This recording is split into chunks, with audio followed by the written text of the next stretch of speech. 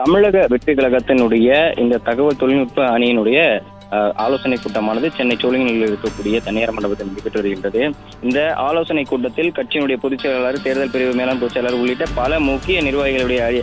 தலைமையின் கீழ் சுமார் 1000க்கும் மேற்பட்ட தகவல் தொழில்நுட்ப அணியினுடைய அந்த தொகுதி வாரியாக இருக்கக்கூடிய நிர்வாகிகள் இந்த